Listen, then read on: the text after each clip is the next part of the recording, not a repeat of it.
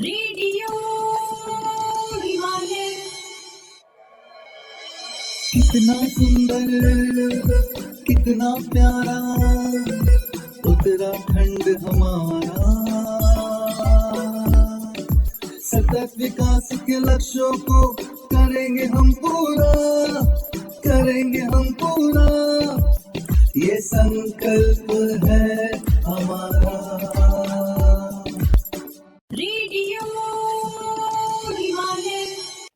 Institute for development support और गोविंद बल्लभ पंत राष्ट्रीय हिमालय पर्यावरण संस्थान की प्रस्तुति।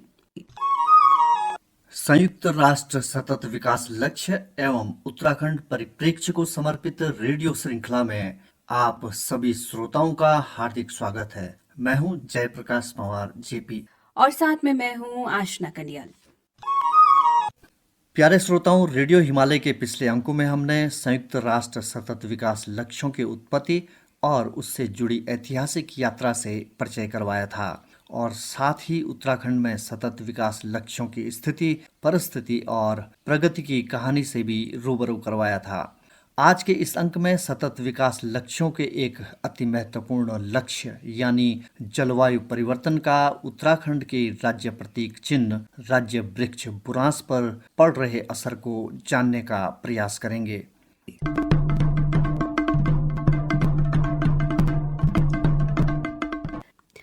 उत्तराखंड, जिसे देवभूमि के नाम से भी जाना जाता है, अपनी प्राकृतिक सुंदरता, हिमालयी परिदृश्य और समृद्ध जैव विविधता के लिए प्रसिद्ध है। उत्तराखंड राज्य का एक महत्वपूर्ण प्रतीक चिन्ह यानी राज्य वृक्ष बुरांस है, जो न केवल अपनी मनमोहक सुंदरता के लिए जाना जाता है बल्कि औषधीय गुणों, पारिस्थितिकी महत्व और सांस्कृतिक मूल्यों के कारण भी विशेष स्थान रखता है। इस अंक में हम आज बुरांस के विभिन्न पहलुओं, जलवायु परिवर्तन के प्रभाव, इसके दोहन और संरक्षण के उपायों पर विस्तृत चर्चा करेंगे। बुरांस, जिसे अंग्रेजी में रोडोडेंड्रोन कहा जाता है, एक सदाबहार वृक्ष है जो मुख्य रूप से हिमालयी क्षेत्रों में 1200 से 3500 मीटर की ऊंचाई पर पाया जाता है। यह उत्तराखंड के अलावा हिमाचल प्रदेश, जम्मू कश्मीर, सिक्किम और नागालैंड जैसे राज्यों में भी प्रचुर मात्रा में उगता है। इसका वैज्ञानिक नाम रोडोडेंड्रोन आर्बोरियम है, जिसमें रोडोन का अर्थ गुलाबी और डेंड्रोन का अर्थ वृक्ष है, जो इसके लाल गुलाबी फूलों की ओर इशारा करता है। बुरांस के फूल मार्च से अप्रैल के महीने में खिलते हैं, जिससे पहाड़ों का परिदृश्य रंग बिरंगे फूलों से भर जाता है। उत्तराखंड ने इसे सन 2000 में अपना राज्य वृक्ष घोषित किया, जो इसकी पारिस्थितिकी और सांस्कृतिक महत्व को दर्शाता है।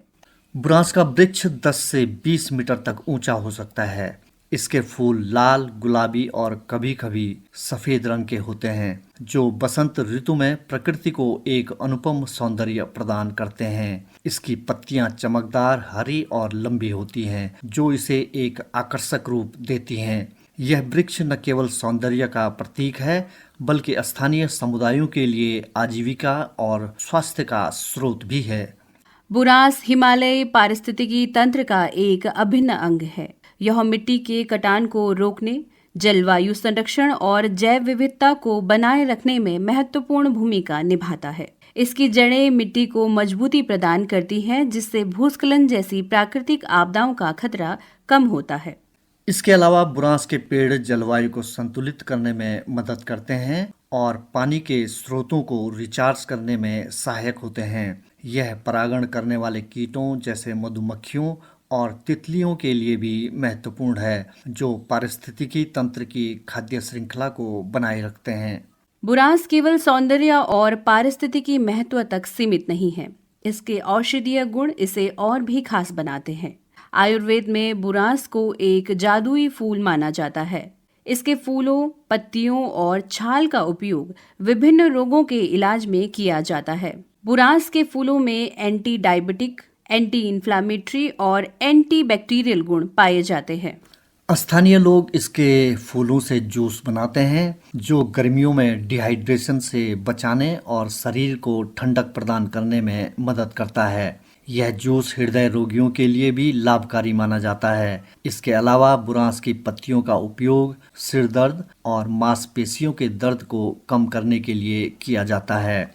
फूलों से बनी चटनी और शरबत भी पहाड़ी क्षेत्रों में लोकप्रिय है। कुछ शोधों में यह भी दावा किया गया है कि बुरांस में एंटी हाइपर ग्लाइसेमिक गुण होते हैं जो मधुमेह के मरीजों के लिए फायदेमंद हो सकते हैं। इस तरह बुरांस न केवल प्रकृति का उपहार है बल्कि स्वास्थ्य के लिए भी वरदान है। जलवायु परिवर्तन आज विश्व की सबसे बड़ी चुनौतियों में से एक है और इसका प्रभाव हिमालयी क्षेत्रों में स्पष्ट रूप से देखा जा सकता है। बुरांस जो हिमालय की शोभा है भी इस बदलाव से अछूता नहीं रहा है। बढ़ता तापमान, अनियमित वर्षा और बर्फबारी में कमी ने बुरांस के जीवन चक्र को प्रभावित किया है। बुरांस को फूलने के लिए एक निश्चित ठंडी अवधि की आवश्यकता होती है। हालांकि जलवायु परिवर्तन के कारण सर्दियों में तापमान बढ़ने और बर्फबारी कम होने से प्रक्रिया बाधित हो रही है। शोधकर्ताओं के अनुसार पिछले कुछ दशकों में बुरांस के फूलने का समय बदल गया है। यह अब सामान्य से पहले या बाद में खिल रहा है, जो इसके परागकण और प्रजनन पर असर डाल रहा है। उच्च हिमालयी क्षेत्रों में बर्फबारी की कमी बुरांस के फूलों के परिपक्व होने में बाधा बन रही है। 2019 और 2023 के अध्ययनों में पाया गया कि बर्फ की कमी के कारण कई क्षेत्रों में बुरांस में पुष्पन नहीं हो पाया, जो इसके अस्तित्व के लिए चिंताजनक है। जलवायु परिवर्तन के कारण तापमान में वृद्धि और मौसम के बदलते पैटर्न ने कीटों के जीवन चक्र को भी प्रभावित किया है। बुरांस के फूलों पर निर्भर मधुमक्खियां और भंवरे अब समय पर उपलब्ध नहीं हो पाते, जिससे परागकण की प्रक्रिया बाधित होती है। यह न केवल बुरांस बल्कि अन्य वनस्पतियों को भी प्रभावित कर रहा है। बढ़ते तापमान के कारण बुरांस के प्राकृतिक आवास में कमी आ रही है। यह वृक्ष ठंडी और नम जलवायु में पनपता है, लेकिन वैश्विक तापमान के कारण इसके लिए उपयुक्त क्षेत्र सिकुड़ रहे हैं। बुरांस का दोहन स्थानीय समुदाय के लिए आजीविका का स्रोत रहा है, लेकिन अनियंत्रित उपयोग ने इसके संरक्षण पर सवाल उठाया है। इसके फूलों से जूस, जैम, शरबत और चटनी बनाने के लिए बड़े पैमाने पर फूल तोड़े जाते हैं। कई क्षेत्रों में पर्यटकों की बढ़ती संख्या के कारण भी बुरांस के पेड़ों पर दबाव बढ़ा है। रेडियो हिमालय। यह रेडियो कार्यक्रम इंस्टीट्यूट फॉर डेवलपमेंट सपोर्ट और गोविंद बल्लभ पंत राष्ट्रीय हिमालय पर्यावरण संस्थान के सौजन्य से प्रस्तुत किया जा रहा है। रेडियो हिमालय, पहाड़ों की आवाज, गांव से दुनिया तक। संयुक्त राष्ट्र द्वारा निर्धारित सतत विकास लक्ष्य एवं उत्तराखंड परिप्रेक्ष्य को समर्पित पाक्षिक रेडियो श्रृंखला रेडियो हिमालय। सुनना न भूलिएगा हर महीने की 15 व 30 तारीख ठीक 6 बजे साय सिर्फ और सिर्फ 100.5 FM आकाशवाणी देहरादून पर। रेडियो हिमालय। इसके अलावा लकड़ी के लिए बुरांस की कटाई भी एक समस्या रही है। हालांकि यह अब कम हो रही है। अनियंत्रित दोहन के कारण बुरांस की प्राकृतिक वृद्धि प्रभावित हुई है। फूलों को अत्यधिक तोड़ने से बीज उत्पादन में कमी आई है, जिससे नए पौधों का विकास रुक गया है। साथ ही जलवायु परिवर्तन के प्रभाव ने इस समस्या को और गंभीर बना दिया है। बुरांस के संरक्षण के लिए तत्काल और प्रभावी कदम उठाने की आवश्यकता है। स्थानीय समुदाय और पर्यटकों को बुरांस के महत्व और इसके संरक्षण की आवश्यकता के बारे में जागरूक करना जरूरी है। स्कूलों और सामुदायिक केंद्रों में कार्यक्रम आयोजित किए जा रहे हैं। बुरांस के फूलों और अन्य भागों के दोहन को नियंत्रित करने के लिए नियम बनाने चाहिए। स्थानीय लोगों को वैकल्पिक आजीविका के साधन उपलब्ध कराए जा सकते हैं ताकि वे इसके अत्यधिक उपयोग से बचें। बुरांस के पौधों को बड़े पैमाने पर रोपने के लिए अभियान चलाए जाने चाहिए। वन विभाग और गैर सरकारी संगठनों को इसमें सक्रिय भूमिका निभानी चाहिए। ग्रीन हाउस गैसों के उत्सर्जन को कम करने और वनों की कटाई को रोकने के लिए व्यापक स्तर पर प्रयास किए जाने चाहिए। यह बुरांस के प्राकृतिक आवास को बचाने में मदद करेगा। बुरांस पर जलवायु परिवर्तन के प्रभावों को समझने के लिए निरंतर शोध और निगरानी की आवश्यकता है। इससे संरक्षण की रणनीतियों को और प्रभावी बनाया जा सकता है। बुरांस उत्तराखंड की प्राकृतिक और सांस्कृतिक धरोहर का एक अनमोल हिस्सा है। यह वृक्ष न केवल हिमालयी पारिस्थितिकी तंत्र को संतुलित रखता है, बल्कि स्थानीय समुदायों के लिए स्वास्थ्य और आजीविका का स्रोत भी है। हालांकि जलवायु परिवर्तन और अनियंत्रित दोहन ने इसके अस्तित्व पर खतरा पैदा कर दिया है। यदि समय रहते इसके संरक्षण के लिए ठोस कदम नहीं उठाए गए तो आने वाली पीढ़ियां इस खूबसूरत वृक्ष की छटा से वंचित रह सकती है। बुरांस को बचाना केवल एक वृक्ष को बचाना नहीं, बल्कि हिमालय की समृद्ध जैव विविधता और संस्कृति को संरक्षित करना है। यह हम सभी की सामूहिक जिम्मेदारी है कि हम इस प्राकृतिक खजाने को भावी पीढ़ी के लिए सुरक्षित रखें। और अब जलवायु परिवर्तन पर प्रस्तुत है एक विशेष रिपोर्ट।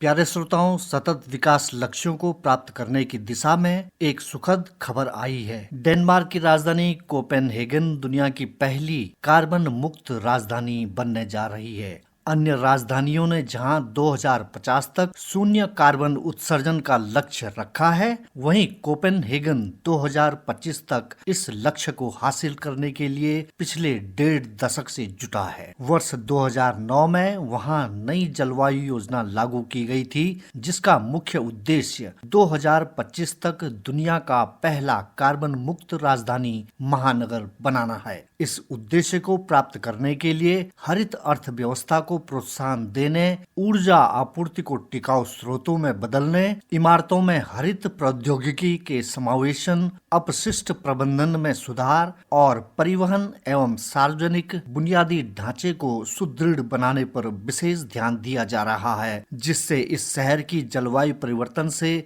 मुकाबले और सतत विकास के लक्ष्य को हासिल करने में इसकी पूर्ण भागीदारी हो। गौरतलब है कि कोपेनहेगन का जिला हीटिंग नेटवर्क दुनिया की सबसे बड़ी एकीकृत जिला हीटिंग प्रणाली है, जो इस शहर की 98% इमारतों को गर्म करने का काम करता है। इस प्रणाली को चलाने के लिए कोयला, तेल और प्राकृतिक गैस पर निर्भरता पूरी तरह समाप्त कर जैव ईंधन का इस्तेमाल किया जा रहा है। दूसरी तरफ वहां की इमारतों को ठंडा करने के लिए बंदरगाह से पानी लिया जाता है। इसके अतिरिक्त 1000 पवन टरबाइनें, हजारों वर्ग मीटर के सौर पैनल और जैविक अपशिष्टों का बायोगैसीकरण जैसे कदम इस लक्ष्य को साकार कर रहे हैं। वहीं कोपेनहेगन ने 2025 तक 100% नवीकरणीय ऊर्जा का इस्तेमाल करने का लक्ष्य रखा है। यही नहीं, वहां 75% यात्राएं पैदल या सार्वजनिक परिवहन द्वारा की जाती हैं। कोपेनहेगन का मॉडल यह स्पष्ट करता है कि शहरीकरण और सतत विकास परस्पर विरोधी नहीं है। रिपोर्ट सौजन्य से सुधीर कुमार, अमर उजाला।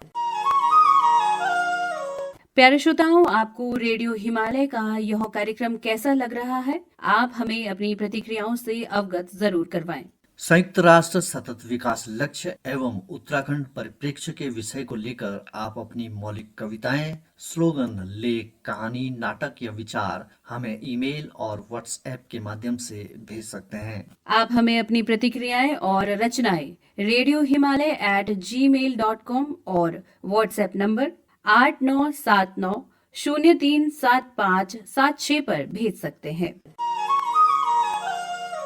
रेडियो कार्यक्रम की सह लेखक और समन्वयक थी दीपा। शोध, लेख और निर्देशक थे Jayaprakash Pawar JP. Media partner channel mountain और आकाशवाणी देहरादून।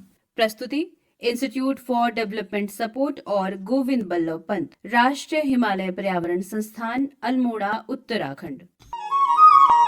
प्यारे श्रोताओं, रेडियो हिमालय का आज का अंक अब यहीं पर समाप्त होता है। मुझे यानी आशना कंडियाल और जयप्रकाश पवार जेपी को आज्ञा दें।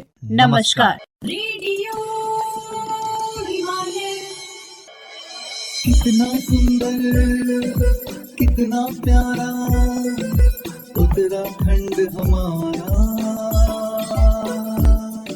सतत विकास के लक्ष्यों को करेंगे हम पूरा, करेंगे हम पूरा। ये संकल्प है हमारा।